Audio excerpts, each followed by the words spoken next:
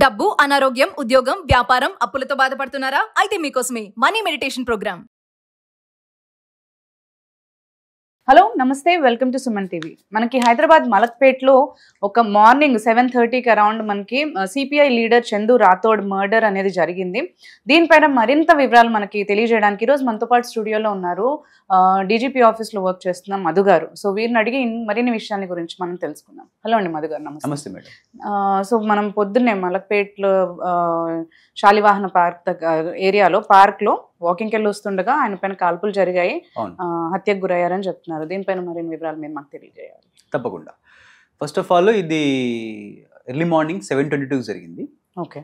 Morning 7:22కి walking చేసుకుని return అవుతుంటే మలక్పేట్ శాలివాహన నగర్ పార్క్లో ఒక 5 దుండగులు వచ్చి ఒక బ్రౌన్ కలర్ షిఫ్ట్ కార్లో కళ్ళల్లో కారం కొట్టి అతన్ని కాల్చడం జరిగింది. అంటే 3 రౌండ్లు కాల్చారు. అతను అక్కడికక్కడికి కుప్పకూలిపి చనిపోయాడు. ఓకే. సో ఇది ఆయన CPI leader. Okay, CPI leader అని చెప్పేసి చెప్పుకొస్తున్నారు. నాగర్ కర్నూలు అచ్చంపేట ప్రాంతానికి చెందినటువంటి వ్యక్తి ఆయన. ఇది ప్రాథమిక సమాచారం ప్రకారం అయితే ఇప్పటి వరకు ఇది జరిగింది.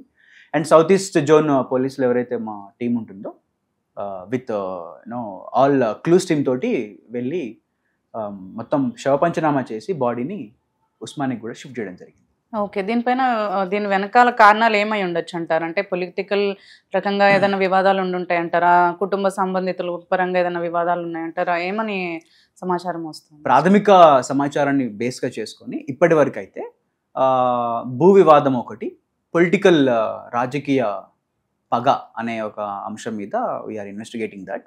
అండ్ ఇంకా సమాచారం తెలియవలసింది కాల్ డాటా తీయడం కానీ ఇలాంటివి చేసిన తర్వాత as per procedure, police procedure, call data and tower location ఇవన్నీ కూడా తీస్తే మనకు వాట్ ఈజ్ వాట్ అనేది తప్పకుండా బయటకు వస్తుంది. పెద్ద విషయం ఏమీ కాదు. ఓకే. దీనిపైన అనుమానాలు ఏమైనా వ్యక్తం చేస్తున్నారా? కుటుంబ సభ్యులు కానీ ఎవరై ఉండొచ్చు అనేది ఏమైనా చేస్తున్నారు. వాళ్ళ వైఫ్ కొన్ని ఎలిగేషన్స్ తీసుకొచ్చారు.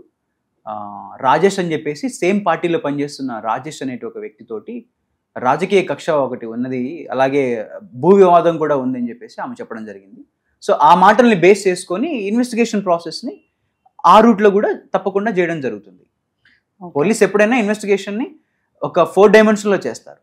ఓకే. ఫస్ట్ ఇప్పుడు వాళ్ళు మర్డర్ చేశారు. జనరల్గా ఇప్పుడు ఇలాంటివి ఏదైనా సడన్ ఇన్సిడెంట్ ఆర్ ఎనీథింగ్ ఏదైనా ఇలాంటి మర్డర్స్ జరిగినప్పుడు పోలీస్ చేసేది ఫస్ట్ థింగ్ ఏంటి అసలు?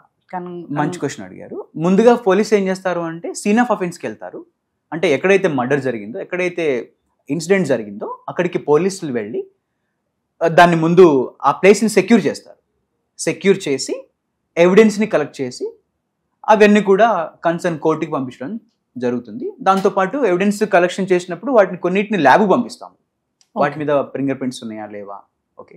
అండ్ ఫోన్ యూజ్ చేస్తే ఆ ఫోన్ మీద ఏమన్నా ఒకవేళ ఆయన్ని పట్టుకొని పెనుగులాట లాంటివి జరిగితే అక్కడ ఏమన్నా వెంట్రుకలు పడిపోయాయా, వెపన్స్ ఏమన్నా మార్క్స్, ఫుట్ మార్క్స్, కాలు గుర్తులు అవన్నీ అక్కడ చెల్లాచెదురుగా పడినటువన్నీ కూడా కలెక్ట్ చేసి వాటికి ప్రాపర్గా ఒక పేరు ఇచ్చి వాటిని సీల్ కవర్లో కవర్ చేసి ఫారెన్సిక్ ల్యాబొరేటరీకి పంపడం జరుగుతుంది. దిస్ ఇస్ ప్రాసెస్ అన్నమాట.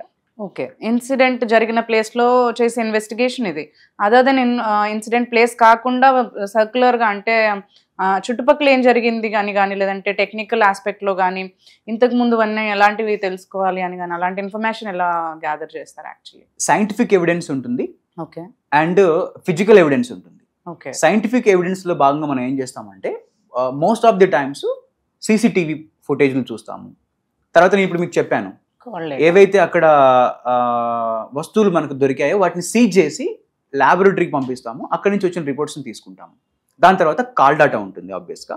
దాని తర్వాత టవర్ లొకేషన్ ఉంటుంది. అంటే అనుమానితులు ఆ టైంలో ఎక్కడున్నారు, చనిపోయిన వాళ్ళు ఎక్కడున్నారు, అనుమానితులు ఎక్కడున్నారు, అసలు ఈ అనుమానితులు 4 రోజుల నుంచి ఎక్కడ ఉంటున్నారు, వాళ్ళ ప్లేసెస్ ఏంటి, వాళ్ళని ఎవరు కలుస్తున్నారు, ఫ్రీక్వెంట్గా వాళ్ళు ఏ నెంబర్తో మాట్లాడుతున్నారు. ఇప్పుడు వచ్చి కాల్చిన పర్సన్స్ టోటల్లీ తెలియని వాళ్ళు కదా, వాళ్ళని ఎలా కనిపెడతారు? యాక్చువల్లీ ఇప్పుడు ఎలా ఉంటుందంటే మనకు చంపిన వాళ్ళు ఎవరు అనేది పట్టుకుంటే చంపించిన వాళ్ళు ఎవరో తెలుస్తుంది. అందుకనే పోనీ అనుమానం ఉన్న వాళ్ళని పట్టుకొని అడిగినా కూడా చంపిన వాళ్ళు ఎవరో తెలుస్తుంది. వాళ్ళ సుఫారీ ముఠానా లేకపోతే వాళ్ళ మనుషులా? ఒకవేళ వాళ్ళ మనుషులు అయితే వాళ్ళకి వెపన్స్ ఎక్కడి నుంచి వచ్చాయి? ఓకే, మన భారతదేశంలో వెపన్స్కి అనుమతి లేదు. కంప్లీట్ గా వెపన్స్ మనకు కొన్ని చట్టాలు ఉన్నాయి. ఓకే, అవును. So illegal weapon is crime in India. దానికి ఒక 10 years వరకు పనిష్మెంట్ కూడా ఉంటుంది. సో వాళ్ళకి వెపన్స్ ఎక్కడి నుంచి వచ్చాయి, ఆ కార్ ఎక్కడి నుంచి వచ్చింది, ఆ కారు ఎవరిది, మరి కారు అసలు అది నెంబర్ ప్లేట్ మారి ఉందా లేకంటే అది యాక్చువల్ నెంబర్ ప్లేట్ అయినా అనే దాని మీద పూర్తి సమాచారం ఒక 24 to 38 hours లో పోలీసులు మీకు అందజేస్తారు. ఇంత డే లైట్ లో ఎర్లీ మార్నింగ్ టైంలో వాళ్ళంత ధైర్యంగా వచ్చారంటే వాళ్ళు ఏమైనా గ్యాంగ్స్టర్స్ అయి ఉంటారు, లేదంటే ఇలాగే సుపారీ కిల్లర్స్ అయి ఉంటారు అని అంటారా? తప్పకుండా it's a planned murder, no doubt. ఎందుకంటే మేము కరెక్ట్ గా అబ్జర్వ్ చేస్తే మీరు ఇట్స్ ఎ ప్లాన్డ్ మర్డర్. అతను మార్నింగ్ వాకింగ్కి వెళ్తాడని ఒక సమాచారం, అంత పొద్దున్నే రెక్కి వేసి అతని ఇప్పుడు ఫర్ ఎగ్జాంపుల్ డే టైంలో మీరు అతను పొలిటికల్ కొంచెం లీడర్ అంటున్నారు కాబట్టి జనాలు ఎక్కువ ఉంటారు కాబట్టి అతను ఆ టైంలో చంపడం కష్టం. కరెక్ట్. సో సెక్యూరిటీ అదంతా ఎగ్జాక్ట్లీ. సో ఏంటి ఇప్పుడు ఆయన బయటకు ఒంటరిగా వచ్చి చూసే చంపాలి కాబట్టి they thought that it is the best time to kill him. So అందుకని ఆ పార్క్కి ఎప్పుడైతే వాకింగ్కి వచ్చి వెళ్తున్నాడో ఆ టైంలో పార్క్ లోపల ఉన్నా కూడా చంపలేదు. ఎందుకు మీరు గమనిస్తే పార్క్ లోపల ఉంటే మళ్ళీ చుట్టూ మనుషులు ఉంటారు కదా. సో అతను వస్తున్నప్పుడు అతన్ని మాట వేసి అక్కడే కళ్ళలో కారం కొట్టి చంపడం జరిగింది అనమాట. సో ఈ ఇన్సిడెంట్ ని లైక్ అంటే పొలిటికల్ పరంగా చూసినా కానీ ఎలాంటి వ్యక్తులు అంటే ఆయన చంపే అవకాశం ఉంది అని అంటారు, ఎందుకు వస్తుంది అలాంటి? తప్పకుండా మేడం, పగ ఏ రూపంలోనే ఉండొచ్చు. ఇప్పుడు మనం చూస్తున్నాం చాలా కేసుల్లో ఎక్స్ట్రా మ్యారిటల్ అఫైర్స్లో ఇలాంటివి ర్యాపిడ్గా జరుగుతాయి. సో భూ వివాదంలో కూడా ఇలాగే జరుగుతాయి. భూ వివాదము, ఎక్స్ట్రా మ్యారిటల్ అఫైరు, తర్వాత ఫైనాన్షియల్ వివాదము, దీంతోడు పొలిటికల్ రంగు పులుముకుంటే కూడా అంటే పొలిటికల్గా కూడా వీళ్ళకు కక్షలు ఉంటాయి అనమాట. ఒకరు ఎదుగుతుంటే ఇంకొకరు తొక్కేయాలనుకోవడము, ఒకరికి రావాల్సింది ఇంకొకరికి వచ్చింది పదవి అనేటువంటి ఒక లాంటి ఇది పెట్టి మీరు అన్నట్టు వాళ్ళ వైఫ్ చెప్పింది కూడా అదే, సేమ్ పార్టీలో ఉండే వాళ్ళ కొలీగ్ టైప్ వాళ్ళ మీదే అనుమానం అనేది వ్యక్తం చేశారు అని అంటున్నారు. మేబీ ఆ కోణంలో కూడా ఆలోచించవచ్చు. తప్పకుండా మేడం, తప్పకుండా 4-5 రకాల కోణాల్లో దీన్ని ఆలోచించవలసి ఉంటుంది. అండ్ పోలీస్ వాళ్ళు ఎప్పుడు కూడా అదే చేస్తారు. It's our prime duty. Suspecting is our prime duty. మేము ముందు ఫ్యామిలీని సస్పెక్ట్ చేస్తాము. ఫస్ట్ మా స్టార్ట్ అయ్యేది ఫ్యామిలీ నుంచే. ఎందుకంటే వాళ్ళకి ఎక్కువ విషయాలు తెలుస్తాయి.